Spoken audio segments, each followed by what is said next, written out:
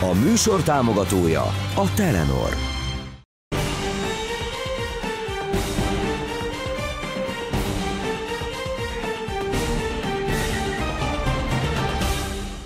Sziasztok! Ancsa vagyok, ez itt az Apple blog, a Berry blog, a Magyar Android portál és a vp7.hu heti magazin műsora, a Smartist.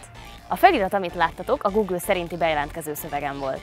A mostani adásban nem mehetünk el szó nélkül az elmúlt hetek legfontosabb hírei mellett. Beszámolunk a Google új, magyar nyelven is tudó hangalapú keresőjéről, arról, hogy új mobilszolgáltatóval bővül a hazai paletta, illetve bemutatunk majd nektek kedvezményes roaming opciókat is. Bónuszként pedig bemutatom majd nektek ezt a víz és porálló Sony Xperia Go okostelefont. Logopédus Smartist Ancsa.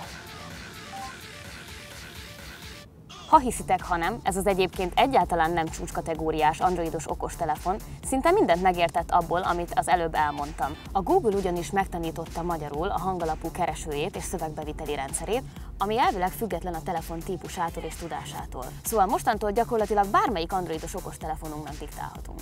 Az a legjobb az egészben, hogy a legtöbb esetben semmilyen szoftvert nem kell a telefonra telepíteni, hiszen a Voice Search már korábban is ott volt, csak eddig a hangfelismerést végző szerverek nem értették, hogy mit karattyolunk a telefonnak mi magyarok. Most viszont már értik, és készséggel alkalmazkodnak is hozzánk, megtanulják a kiejtésünket és az összes beszédhibánkat. A hangfelismerést lehet használni normál keresésnél, Margit-sziget, térképalkalmazásnál, Jászai Mari tér és szövegbevitelnél is. Péter, küld át a képeket! És még egyszer mondom, ezt lehet használni akár egy 50 000 forintos androidos okostelefonnál is. Ha már itt tartunk, ez a Sony Xperia Go okostelefon egy kicsivel ugyan drágább, mint 50 000 forint, bár itt egy különleges funkciót, a víz és porálló kialakítást kell külön megfizetni. Az Xperia Go az extra védelemtől eltekintve egy korrekt középkategóriás mobil, kellően gyors felhasználói felülettel, komoly hiányosságok nélkül, egyedül talán a kijelzőt leszámítva, aminek lehetne nagyobb felbontása is. Cserébe viszont a Sony szerint szinte képtelenség megkarcolni az üvegfelületét, amit én persze nem hiszek el. Még szerencse, hogy itt a Duna, megyek, megtisztítom. Csak ne esd a kamerával! Ezt azért ne próbáljátok ki otthon. Egyre zsúvásabb.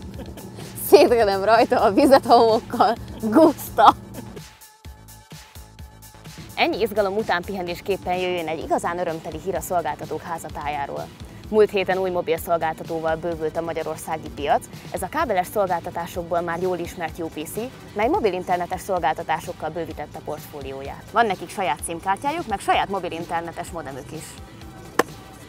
Aki akarja, persze megveheti a SIM-et külön is, és belerakhatja a kártya független mobiltelefonjába, de ilyenkor maximum Viberrel vagy Skype-al fog tudni telefonálni. A telefonáláshoz, méghozzá a külföldi telefonáláshoz kapcsolódik a Smartist heti hírdömpingjének utolsó híre. Emlékeztek még a roamingos adásunkra? Jó hír, hogy a Telenor a netes kedvezmény mellett telefonálásra is ad most már kedvezményt, az EU országaiban elérhetők a különböző hangalapú Travel Share csomagok is.